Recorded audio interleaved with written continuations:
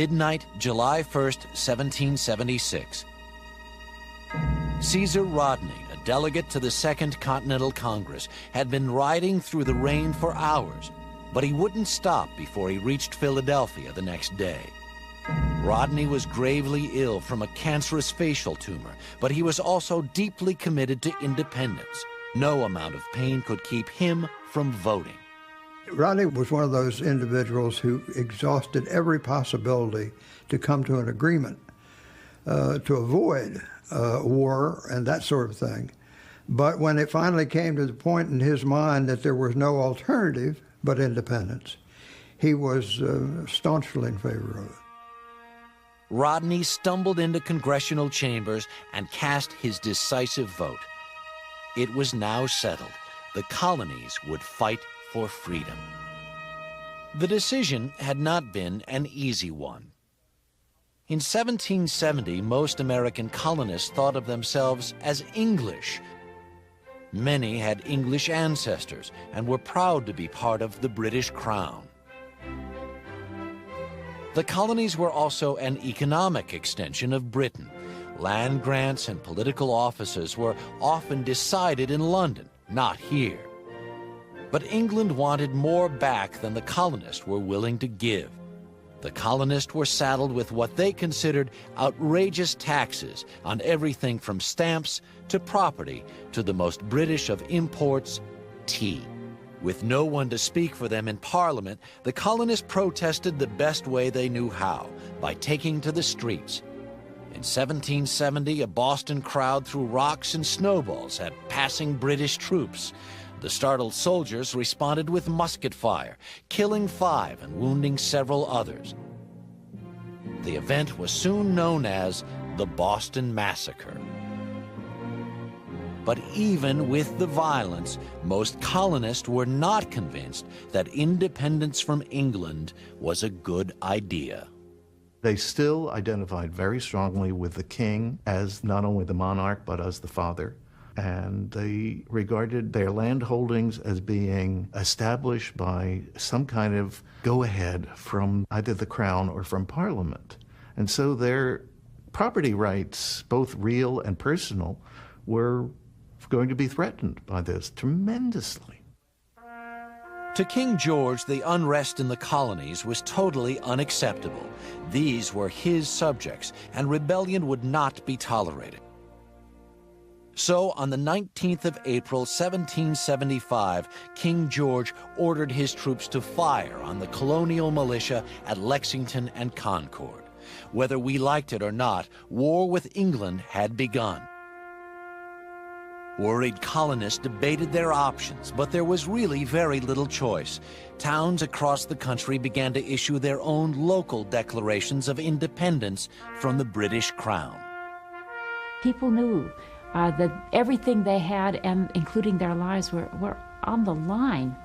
And they debate this with enormous seriousness. For example, the people of Ashby, Massachusetts, a very small town, of no particular significance in the affairs of the state more than that of any other town, said that the people of Ashby have voted that they will most solemnly defend that decision with their lives and fortunes. And somehow I find that terribly moving. The people had spoken. Now it was the national government's turn.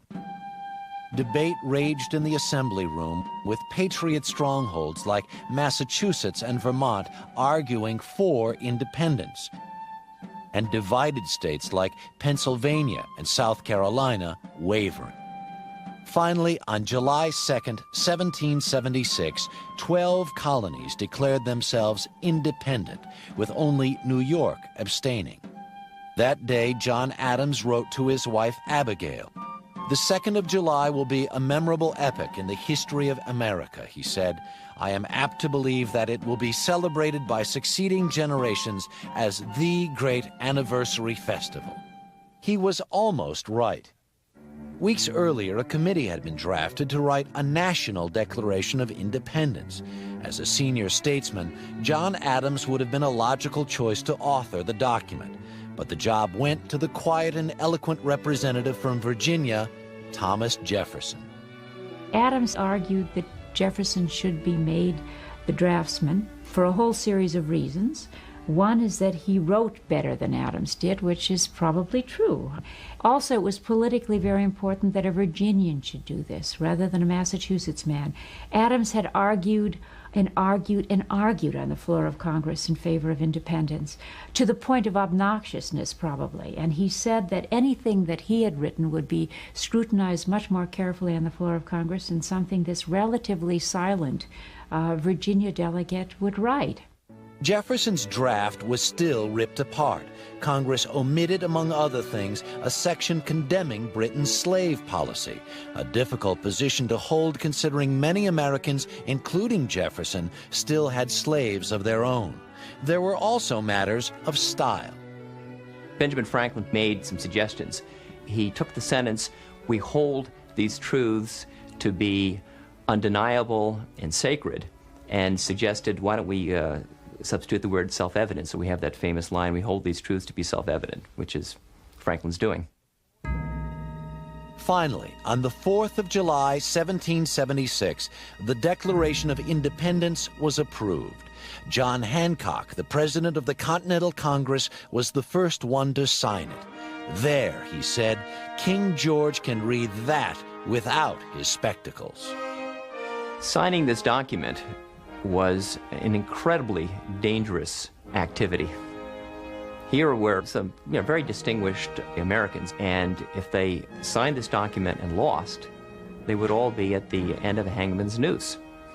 And so I think it was incredibly appropriate that Franklin said at the conclusion of these proceedings, "We must all hang together, for surely if we don't, we will hang separately." Equally concerned were the citizens of Philadelphia, who heard their first reading on July 8th. Reaction was decidedly mixed. If you were to talk to someone who is a loyalist, to that person it would be the beginning of the end for civilization as they knew it. If you were to talk to someone, however, who is sympathetic toward the revolution, to them it would be the climax of everything that has come before. On July 9th, the Declaration of Independence was read aloud in New York City. The gathering crowd became so excited that a statue of King George was torn from its pedestal and melted into 42,000 Patriot bullets. The response to the Declaration of Independence was, maybe we will win this war now. I came across a wonderful statement from a man that said, now heart and hand can move together. I could hardly own the king, that is, profess my loyalty to the king and fight against him at the same time. Now the Americans had a clear, simple purpose. They were fighting for national independence. The fight would not be easy. The colonists lost some painful battles in the early days of the Revolution, but winter victories at Trenton and Princeton meant that hope was still alive. When the 4th of July rolled around in 1777, Congress adjourned for a celebratory dinner, but was too concerned with running the war to plan an official celebration. The people, however, did not forget. People were celebrating without any official prompting. There were bonfires in the streets, which was supposed to be illegal, fireworks, feasting, and a good deal of Tory bashing as well. A lot of window glass suffered when people didn't illuminate them, as all the ardent patriots were doing. The enthusiasm of 1777, however, quickly faded as the war dragged on year after year. During the darkest days of battle, the 4th of July became a time to rally the weary back behind a cause they were rapidly growing tired of. There really was very little to feel optimistic about. You had to be awfully committed to the idea that we needed independence, and going and listening to these speeches and making these toasts and hearing the rhetoric was an important way to get people to believe in the idea strongly enough that they would endure what must have seemed like an interminable war. Common symbols also helped pull the nation together. Patriot troops turned Yankee Doodle, an English insult for a badly dressed colonist, into a battle cry. And in 1777, Congress commissioned the first American flag, Although she gets credit for it, Betsy Ross probably did not stitch together the first stars and stripes. But believing she did has become an important part of colonial mythology.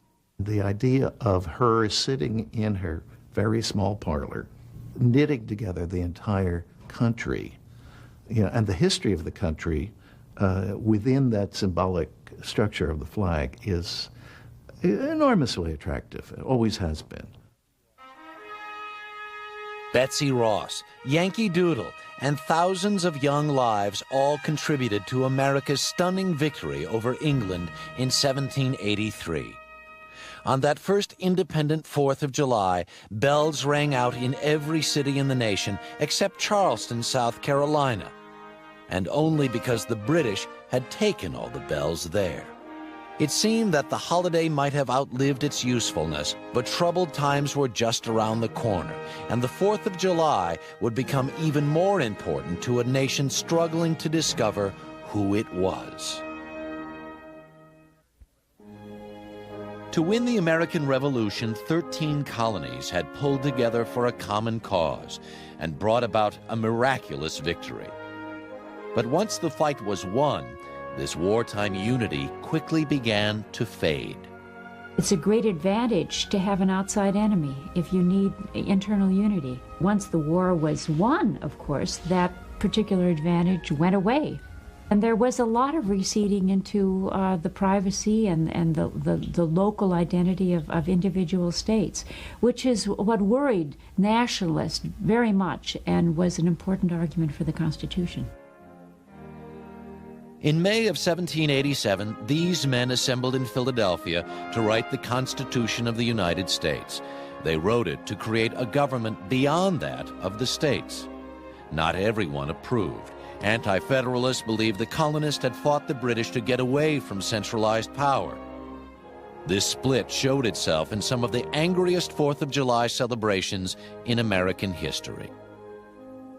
New York was having a tremendous battle over ratification. And in Albany, when the anti-Federalists found out that the Federalists in town were celebrating, they came out with real guns and real sticks and the real intention of stopping the Federalist celebration, and arrayed themselves across the street, and the Federalists weren't going to be stopped and proceeded up the street. And a battle ensued in which a number of people were badly injured, and one man was actually killed. The idea of a federated nation was something pretty new, and for many, something pretty scary. And so one function that Independence Day performed for the Americans of this period was to celebrate this new idea of a federated nation. From South Carolina to Maine, the 4th was celebrated in virtually the same way. A parade would wind through town with local militia and Revolutionary War veterans marching in patriotic splendor. The parade would then dead end at the courthouse steps, where speeches, sometimes hours of them, praised the men and women that had brought forth this great nation. After the speeches, there would be the firing of cannon, always 13, representing the 13 original states. The number 13 entered into the ceremony in a very great many ways. Sometimes you would have 13 courses in the meal, but there would always be 13 toasts. 13 toasts for one nation. The 4th of July was helping America develop a national identity and a national past. The idea of belonging, then, had to be something that would be crafted, had to be learned. National currency can do it, a common flag can do it, or common holidays, such as Independence Day, when, as one correspondent put it, 8 million of Americans come together to celebrate on one day. There was something kind of magical about the idea that everyone in the nation is doing pretty much what you're doing at that very moment in time. American nationhood would get an even bigger boost in 1812, when festering ill will between Britain and the United States exploded into war. In what became known as the Second War of Independence, America did sustain some painful losses. In 1814, British troops overran Washington, D.C., and after eating dinner in the abandoned presidential mansion, set it on fire. But when the smoke cleared, American forces had beaten the English again. The victory had a galvanizing effect on the country and the 4th of July. It bred an exuberance that had not existed before, a trust, a belief that America was going places indeed, that this was not simply, this republic, this first modern republic, was not a flash in the pan after all. This renewed sense of optimism is seen in an 1819 painting of the 4th in Philadelphia by American artist Louis Krimmel. In the center of the painting, young veterans from the War of 1812 embrace in mutual admiration. But war is not the focus of this scene. The 4th of July was changing from a somber remembrance of the Revolution to a raucous holiday of American triumph. Off in the background, a military division goes through its paces, but hardly anyone notices. What's, to me, most interesting in this picture is the fact that there are almost no reference to the revolution itself. There is an elderly Revolutionary War veteran who's obviously on a crutch and seems to be showing off his scars to a small group of rather unimpressed-looking people. He may be the only person in this painting who really knows what the 4th of July was originally all about, and no one's paying attention to him. The War of 1812 also gave us some of our finest Americana. Attorney Francis Scott Key went aboard a British ship in 1814 to negotiate the release of a prisoner. While on board, he witnessed the fierce bombing of Fort McHenry and was so moved that the tattered flag survived, he wrote a poem about it. Soon put to the tune of an old British drinking song, the Star-Spangled Banner took its place in the American Patriotic Songbook, but did not become the national anthem until 1931. The war also gave us perhaps the most American symbol of all, Uncle Sam. Sam Wilson ran a meatpacking business in Troy, New York, where he stamped his barrels bound for the Army with a U.S. Uncle Sam's beef was soon shortened to Uncle Sam. An icon combining Yankee pride and American patriotism was born. In this desperate search for national symbols, you have the emergence of regional characters, and one of these is the Yankee. Tall and thin and a rail splitter, fiercely independent, very quiet kind of figure. And Uncle Sam, I think, developed out of the coming together of the 4th of July spirit with the character of the Yankee. Like the quiet, stalwart Uncle Sam, America approached its 50th birthday in 1826 with a certain amount of awe. It seemed like a miracle. 13 colonies had blossomed into 24 states, and the world's first experiment in modern democracy was thriving. Then, on the 4th of July that year, another strange miracle. Thomas Jefferson, who was 87, died at noon. That same day, John Adams also passed away. The Founding Fathers had gotten America to age 50. The rest would be up to us.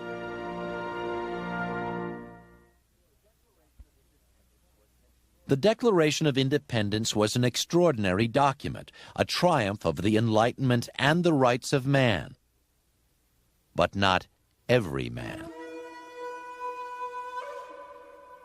The irony of celebrating the 4th of July and reading the Declaration of Independence in a nation of slaveholders is hard to escape. The 4th of July, in fact, was a major holiday in the South. The Southern planters gave their slaves 2 holidays a year, Christmas and the 4th of July. The masters of the slaves would have the big barbecue for the slaves.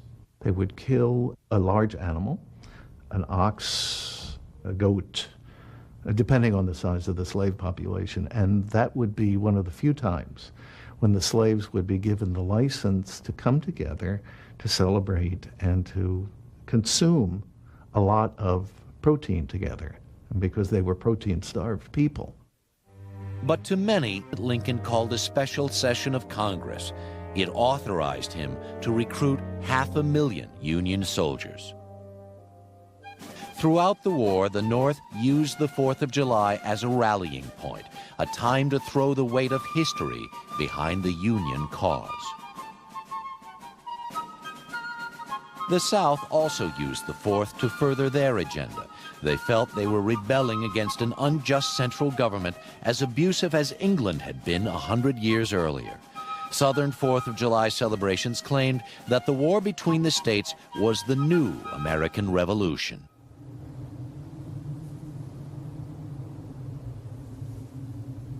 Both sides may have claimed moral superiority, but the whole nation paid a painfully high price for the Civil War. On January 1st, 1863, Abraham Lincoln relieved some of the heartache by freeing the Southern slaves with the Emancipation Proclamation. Slavery was now officially against the law, but the news spread slowly throughout the country. Some remote areas, like East Texas, did not hear about it for years. By legend, it took a great deal of time, maybe as much as 2.5 years, because the planters didn't want this word to get out. And East Texas, frankly, was at the edge of the frontier at that point. Lincoln sent an emissary with the news, and legend has it he arrived in Texas on June 19, 1865. The newly freed Texas slaves began to celebrate that day as Independence Day, and they haven't missed a year since. In Lufkin, Texas, and towns like it throughout the South, Juneteenth is still celebrated as African American Independence Day. June 19th is the freeing of slaves in the South, and that is important to me. And it just means my black Americans, fellow black Americans that came along a long time ago, they don't have to work in the cotton fields any longer, but they can rise up and fulfill their lives and their careers to the best of their abilities.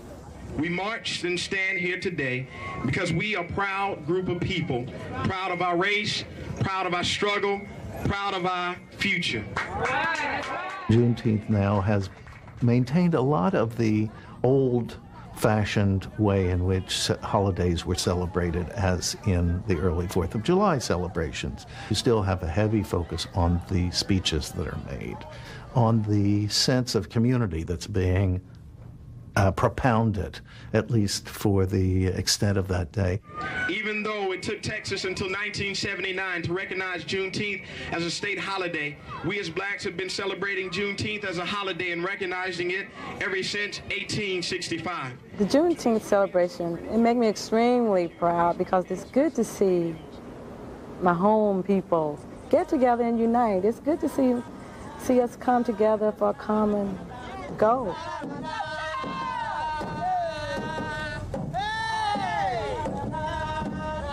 Today, Juneteenth helps heal the wounds of slavery. In 1876, those wounds were still fresh in the minds of Northerners and Southerners alike. Yet even with the carnage, the country had endured. And on the eve of our 100th birthday, that alone was cause for celebration. America was also realizing its power as an industrial nation. For the first time, American manufacturing could compete with anything Europe had to offer. On our centennial, we invited the world of Philadelphia to a coming out party of American industrial might. The Chamber of Commerce people throughout the United States wanted people to believe that this was America at its best. What it said actually was, America is at the forefront of invention, of productivity, of manufacturing, That's what was being celebrated. Visitors gazed upon the amazing coreless engine, George Washington's false teeth, and a brand new wonder, the telephone. It was a world-class pageant of American ingenuity and perseverance, but the self-congratulations were a bit premature. On July 4th, 1876, a gala reading of the Declaration of Independence had just finished. Suddenly, a group of women led by Susan B. Anthony stormed the stage and handed the reader a declaration of women's rights. It was a completely revolutionary idea, of course radical and cranky and not to be taken seriously. But they made their point, and it might take them another half century to win the vote, but on that day they used the 4th of July to point out that there still was a group of Americans who wanted rights and hadn't been given.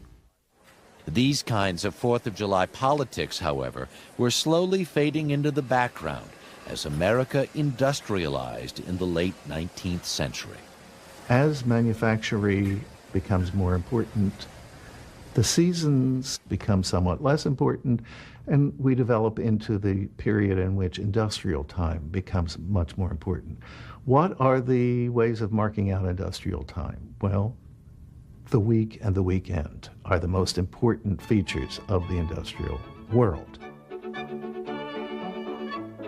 In an industrial world, the only thing better than a weekend is a long weekend, which the 4th of July rapidly became. By the turn of the century, America's independence was no longer even remotely in question. We could finally relax, and on the 4th of July, that's exactly what we would do.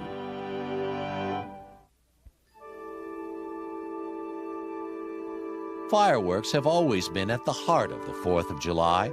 No Independence Day was complete without them. But these early noise and light shows were fraught with danger. People in urban environments particularly were deathly afraid of fires, and there were quite a number of very close calls as far as some real serious fires were concerned. So on a day where there was plenty of alcohol and gunpowder, these were legitimate concerns. In 1866, Portland, Maine nearly burned to the ground after a particularly boisterous 4th of July. But fires weren't the only hazard. Little toy cannons often exploded accidentally, sending shards of metal into those who held them.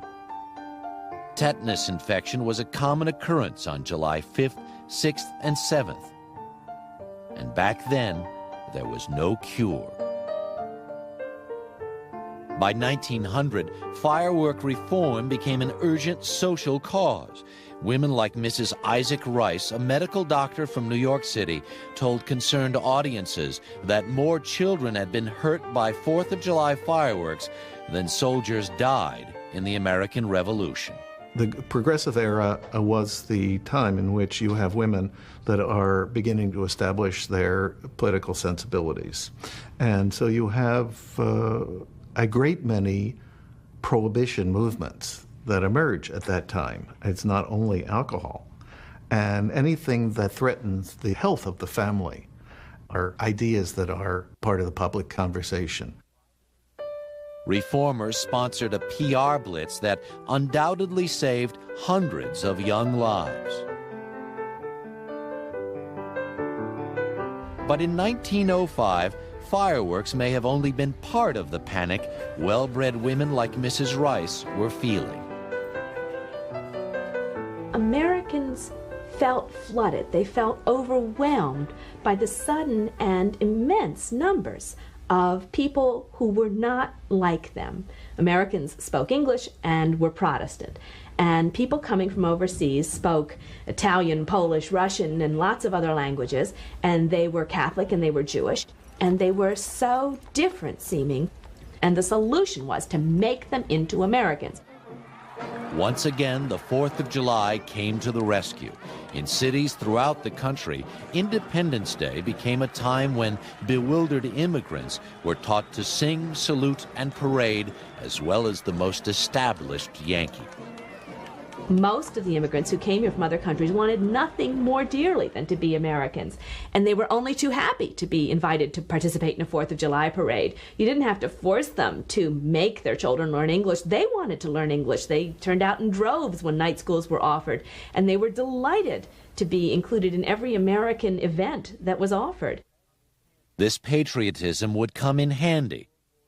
When America entered World War II in 1941, the 4th of July took on an urgency it hadn't had in years.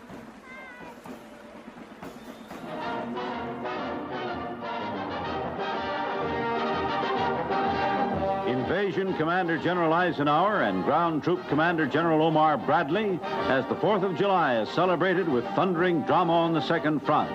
The fireworks for Independence Day are cannon, fireworks for the Nazi, and load the guns.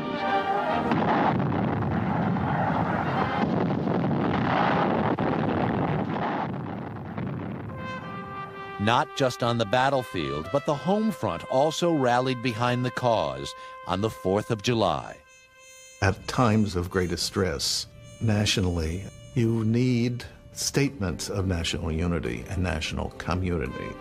And the 4th of July during World War II, I remember very well, because every neighborhood would have its own parade. You would have the Declaration read and sermons. There was a deep sense that this was a time in which we should remember our past. And it worked. It worked. It was thrilling.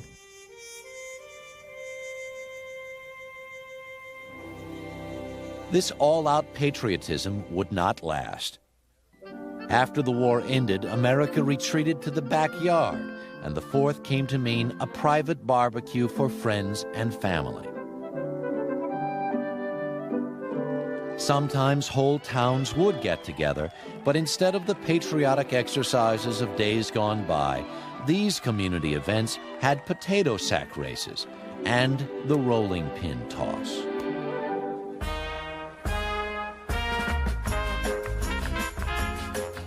While the GIs were delighted there was nothing left to fight for, their children were not quite so sure. Instead of the clearly defined struggles of World War II, they saw their friends sent to die in a war few really understood. And they saw the first American president in history resign in disgrace from office. By the mid-1970s, America was a deeply divided nation. But we had a party to plan for the bicentennial. When people began to think about the bicentennial, there was an assumption that it would be something like the centennial, which is to say that you would put on a big international exposition somewhere, a World's Fair. And the problem was, the years that were ahead of the bicentennial were some of the most confusing years in American history. We were preoccupied, overwhelmed by the Civil Rights Movement and the Vietnam War. And it was a time when our nation lacked leadership and was as divided as it's been at any time since the Civil War itself. We never pulled off a world celebration, but America was not going to let the bicentennial pass unnoticed.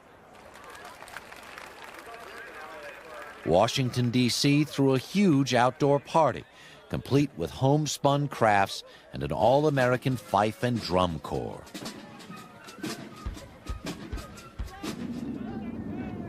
In Boston, a group of veterans reenacted the Boston Tea Party. But right next to them, a sign of the times, was a counter-demonstration protesting big business and corporate sponsorship.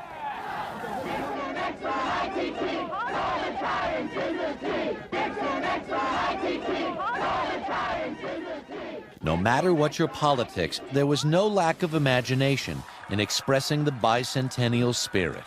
I'm a Yankee Doodle dandy, a Yankee Doodle do or die. A real live nephew of my Uncle Sam, born on the 4th of July.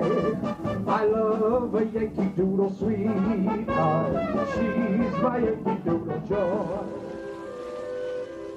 In New York City, hundreds of tall ships sailed into the harbor on the 4th of July. Never before had so many antique sailing vessels assembled in one place, and the majesty of the gesture spoke louder than words.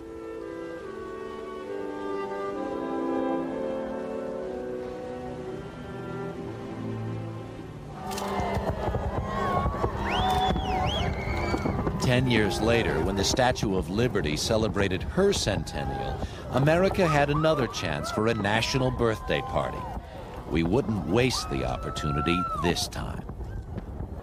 In some ways, in 1986, we had the bicentennial that we hadn't been able to plan 10 years earlier. By 1986, America had been finished with the war and the civil rights movement and feeling great about itself for years already. And so we had a prosperous country feeling good about itself and ready to plan a major celebration. And it did, a glorious celebration.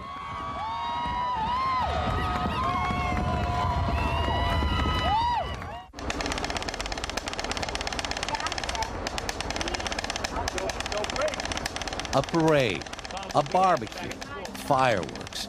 These are the elements of almost every American 4th of July. But the meaning of the 4th is as varied as the people who celebrate it.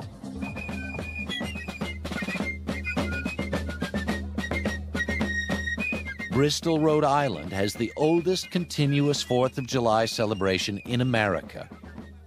And every year the town population quadruples for one of the grandest spectacles of pomp and patriotism in America. Bristol's an old-fashioned town. Bristol is proud of being old-fashioned, and I think if the word old-fashioned means that we're not so sophisticated, that we throw out things that are heartwarming and reach the heart, then we certainly are old-fashioned. Hear ye, hear ye, hear ye. The town of Bristol and the Bristol 4th of July Committee would like to welcome you all to the patriotic exercises, and I'd like to make a decree that it will not rain on our parade. Thank you. The day starts off as the 4th of July did 200 years ago, with speeches. Here they call them patriotic exercises. Those of us who grew up here know that no matter what our ethnic background, that in Bristol we learned that you work hard, you are dedicated to church and family, and that you serve your country when called. Listening to all these patriotic exercises, it really makes you think about how this country came to be, how everything, we couldn't have had it if, they weren't fighting for their freedom. Start the parade. Go ahead. All set. The heart of Bristol's festivities is the parade. 3 miles of marching bands, beauty queens, and unadulterated Americana.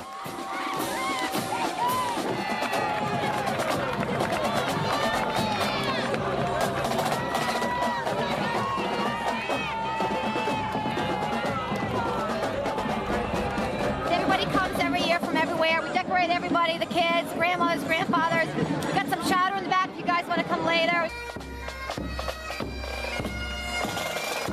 Originally, I'm from Seoul, Korea.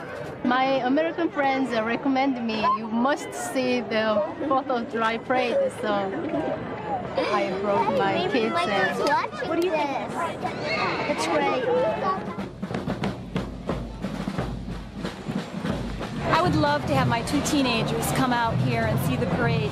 It saddens me that all that they know about their history, they learn through the history textbook, which obviously is important, but it is no replacement for being here. And I would love them to come back and feel the same connection to their roots that we all feel here today.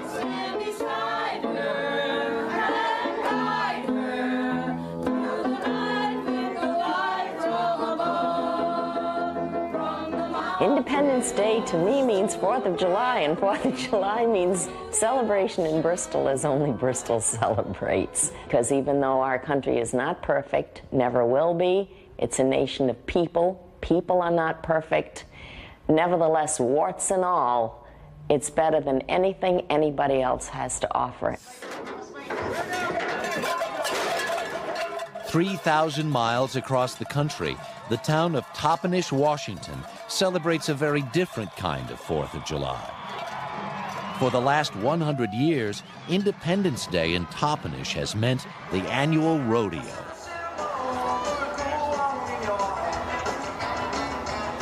The people who fought for us to get our independence were just like the people that won the West. You know, they had their dreams and their beliefs, and they fought for them, and they did everything they could to believe in it. And that's kind of like the rodeo cowboy. They're fighting for what they believe in.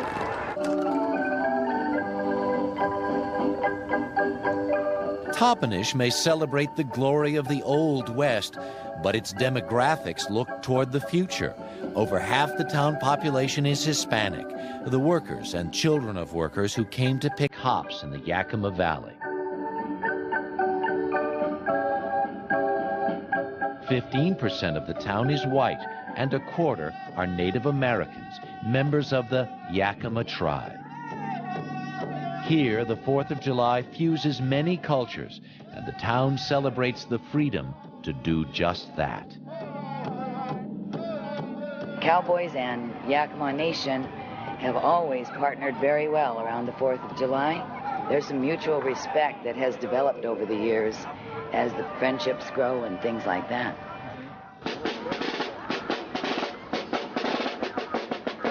You see the flags flying. It's really a deep feeling. Even though my folks came from Mexico, I'm 100% American. People are starting to realize now that we're all one group, and we're either going to make it or not make it together, and so we've got to cooperate and work together.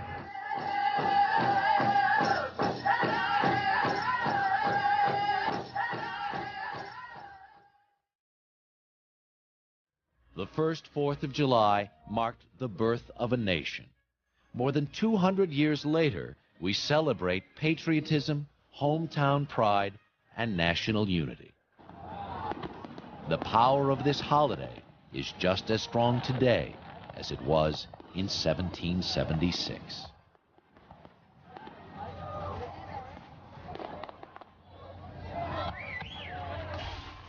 The power of the 4th of July comes in part from the fact we all have our particular experiences that we associate with them, but we also have this sense of a common bond with everyone. You can't get away from fireworks.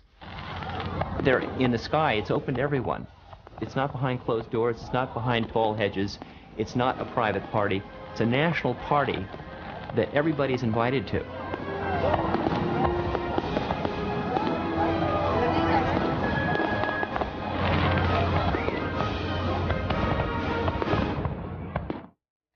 On July 4th, 1826, John Adams, already in his 80s, but still quite a talker, was asked to comment on the 50th anniversary of America's independence. Adams rose from his bed and said, "Independence forever." A reporter, stunned by the brief reply, asked the former president to comment further. Adams simply said, "Not a word." For the History Channel, I'm Harry Smith.